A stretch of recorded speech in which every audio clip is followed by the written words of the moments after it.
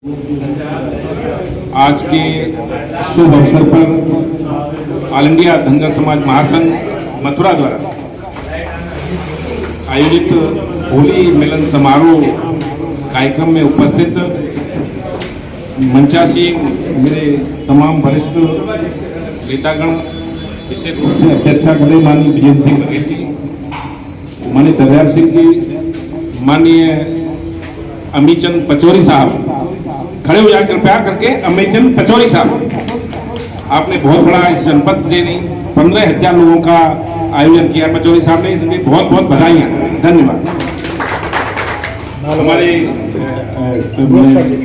US पाल साहब और हमारे सतीश बघेल जी, तमाम मेरे बैठे हुए हैं वरिष्ठ मेरे बुजुर्ग, बलराम जी, प्रधान जी, आनंद जी, मेधाराम जी, तमाम मेरे साथी बैठे हुए हैं और सामने बैठे हुए हैं रमेश जी, रोहतान जी, रेत जी, आरतिया जी और हमारे बनमैलाल जी, सिंचाई तमाम, और पीछे बहुत नाम नहीं ले पा रहे हैं हमारे, और हमारे फौजी साहब, इंजीनियर साहब, तमाम मेरे साथी धर्मशाला के अध्यक्ष जी बैठे हुए हैं। मैं सभी को बहुत बहुत बधाइयाँ दे रहा हूँ, हार्दिक अभिनंदन कर रहा हूँ कि आप सभी इकट्ठा हुए। ऐसे ही जिस तरह आप जैसा कि संबोधन कर रहे हैं कि विभिन्न विचार आपके बन चुके हैं, संगठन बन चुके हैं, लेकिन मैंने शंकरलाल जी से कहा था कि आप जाते हो तो सबको ऐसे ही बुलाओ, तो होली मिलन है, इसमें क्या प्रश्न है। उसमें आए, मैं सभी का स्वागत और अभिनंदन वंदन करता हूँ। बंधुओं, जैसे कि सामाजिक उत्थान की बातें जब चर्चा होती है तो कोई न कोई हम लोगों का उद्देश्य जरूर होना चाहिए। वो उद्देश्य आपके सामने है, लेकिन उद्देश्य से कहीं हम लोग उसमें कितना चल पा रहे हैं, हमें इस पर भी अपने आप में थोड़ा सा मंथन कर लेना चाहिए। हम जितनी सबकी जो सामर्थ्य है उसके हिसाब से हम लोग आज के परिप्रेक्ष्य में, ये आज का जो परिप्रेक्ष्य है विशेषकर मथुरा जनपद का, आज आपकी चिनगारी इस उत्तर प्रदेश नहीं पूरे देश में जा चुकी है। लेकिन मथुरा में जो कुछ मैं देख रहा हूँ वो उसकी तरफ न बढ़ करके वो केवल निरंजन की तरफ बढ़ गए हैं, ये ऐसा मुझे महसूस हो रहा है। अच्छी बात, वो उस सामाजिक चीज को, कानूनी चीज को या हमारे समाज के उत्थान वाली चीज को से हट करके पॉलिटिकल, ऐसा लगता है मेरे को कहीं भूत तो नहीं आ रही है, ऐसा मुझे महसूस होता है। मित्रों, मैं आपको इसलिए बोल रहा हूँ, ज्यादा बोलने की आवश्यकता नहीं थी, और सब बोले हैं मैंने संगठनों के, इसलिए बोल रहा हूँ कि लड़ाई बिल्कुल अंतिम दौर में आ चुकी है। और ये अमीचंद जी, मैं पचौरी बोल रहा हूँ, मैं इनसे नाराज हूँ। इनको मैंने 1 महीना सही पढ़ाया, कम से कम 100 घंटे दिए कि धनगर बोलो, धनगर लिखो।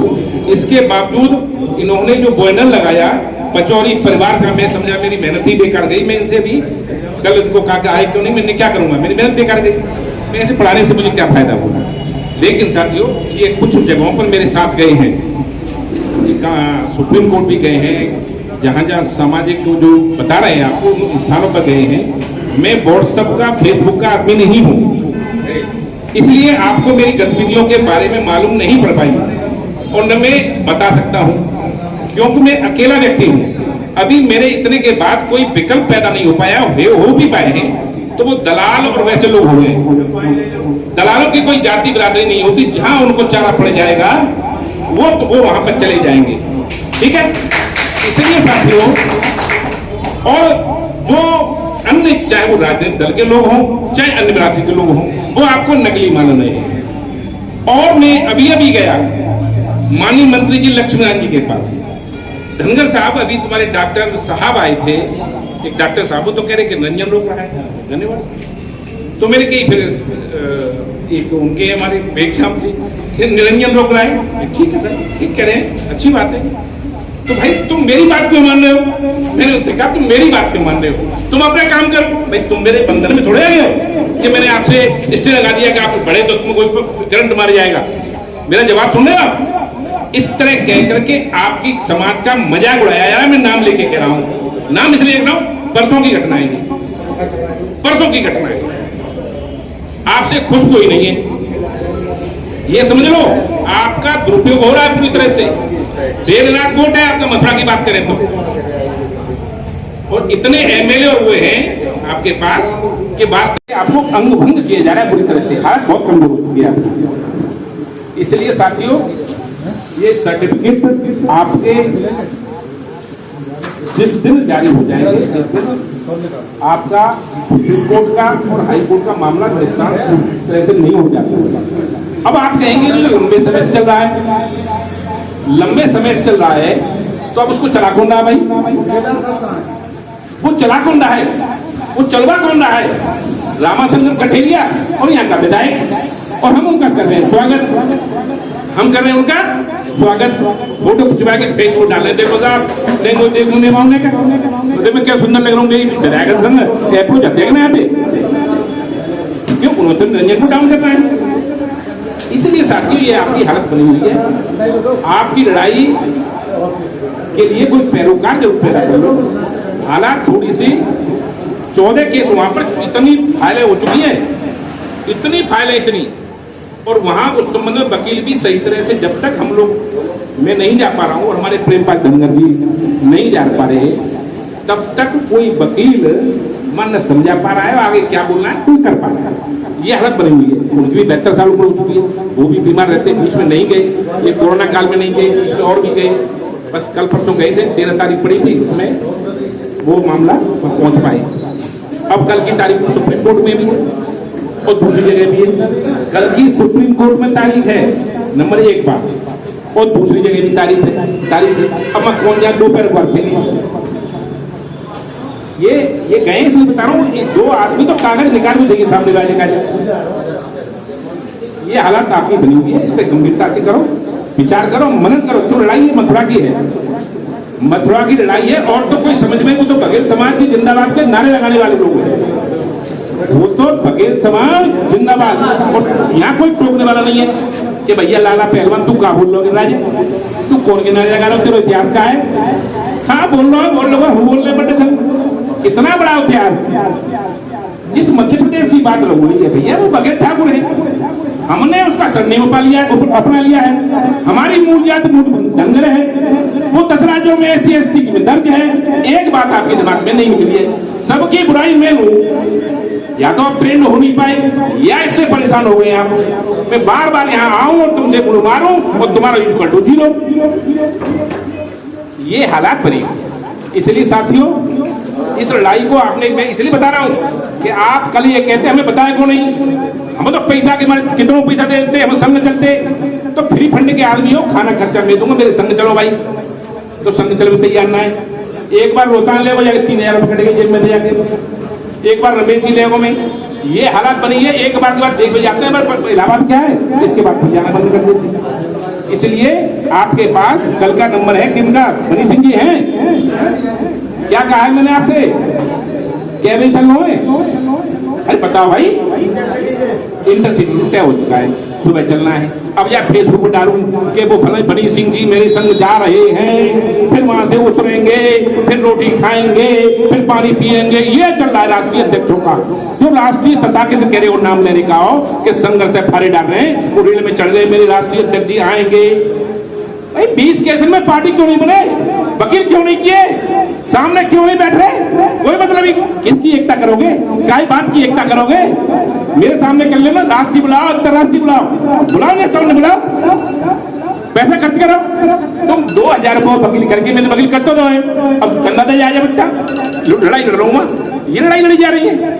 इसलिए शंकर लाल जी को तैयार कर रहे थे, ये हार्ट अटैक हो गया, तब इनको स्वस्थ आदमी को पकड़ा के चलो भाई तुम चले जा करो। अब ये कहते मेरे नाती, उम्र मेरे बराबर है, मैं नाती को एडिशन कराऊंगा, मेरो माँ फलानो मेरे को दावत खा भी जाऊंगा। ये कैसे काम चले? यानी मैं भाग दूं बस केवल। मेरी लड़ाई इस समय हाईकोर्ट में कोई जीवन नहीं है। मेरा हाईकोर्ट सब जगह तय है, कमेटी जो होती है सबसे तय है। मैं क्यों लड़ रहा हूं भाई? तो इसलिए मेरा निवेदन है, इस पर गंभीर, वास्तव में थोड़ा सा ही बिरादरी का तुम में अंश बचा हो धनगर समाज का, तो इस पर गंभीर हो जाना। गंभीर हो जाना कि भाई हमें क्या करना है ईमानदारी से, वरना तुम जैसे बच्चे सबके पढ़ रहे हैं जैसे पढ़ते रहेंगे, लेकिन जो उद्देश्य आपका है वो उद्देश्य में सफल होना चाहते हो तो अकेला आदमी कुछ नहीं कर सकता। हम एक अभी ML पाल जी जो आपके लेवल ऑफिसर हैं, हम 12 तारीख को आए, 11 रात्रि में आए, ट्रेन में रिजर्वेशन नहीं मिला, उस बस में बैठे आए स्लीपर में, 12 साली कमर पे टिकट डाली। ये ML Pal ji labour officer Allahabad से साथ ही आए। अब किस किस को क्या बताएं क्या हो रहा है। इसलिए साथियों, आप अपना जिस तरीके से लग रहे हैं उसमें थोड़ा सुधार करो, थोड़ा मन से, मेरे से कोई मन उठाव रखना है वो रखिए, लेकिन सिर्फ समाज के प्रति में लगाव है तो आप थोड़ा गंभीर होकर के बैठो इस पर कि हमें क्या करना है, हमें जिम्मेदारी सौंपो। एक व्यक्ति जो जहां हम रुकते थे उसका नाम था उमेश पाल, वहीं उसने 4 कमरे दे रखे थे।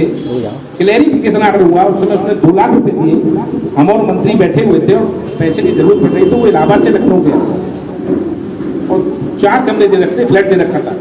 वो तुम्हारे सामने जा चुका है, आज उसका पैरोकार नहीं है। वो तो अपना सरकार अपना दिखाने के लिए कर रही है, शूटर बनना कोई पैरोकार नहीं उसका, आगे केस नहीं कर पाएंगे उसके लोग। वो तो बहुत ताकतवर आदमी था, दिमागी आदमी था। जिस ढंग से वो 4-5 साल जिंदा रहता तो आपका नाम और बड़ा रोशन करता। इसलिए साथियों, चाहे छाता की घटना हो, छाता की घटना ये हमारी बहुत बड़ी कमजोरी हो गई है। आज मैंने पूछा कि हमारे छाता में कितने घर हैं, कि 100 घर, गुर्जरों के 35 और फकीरों के 15। तो मेरे भाई यदि हमारा आदमी ऐसे कर देता तो उसी दिन उसके घरों को, हमारे लोगों के घरों को जला देते। वो उनको कहीं ना कहीं पॉलिटिकल शरण मिली हुई है, उनको पॉलिटिकल शरण मिली हुई है। और हमारे लोग यदि कर भी दें तो हमारे लोगों के पास इतना समय नहीं है, वो गांव में नहीं होता कि वो एक दूसरे की मदद कर दें। एक बार लठल चला सकते हैं, पीछे पॉलिटिकल उनके पास कोई ताकत नहीं होती है, इसलिए घरों में वो बेचारे वहीं के नहीं रह जाते हैं। इसलिए साथियों, आपने ये कार्यक्रम किया, आयोजन किया, सभी मेरे बेचारे मेरे मंचासीन साथी बैठे हुए हैं, इस पर गंभीर थोड़ा सा हो जाना। मेरा कोई मकसद किसी को डाइट करने का या कोई गलत बात कहने का नहीं है। मैंने जो बातें व्यथा बताई है, अपनी मन की व्यथा बताई है। जय धनगर, जय मलार।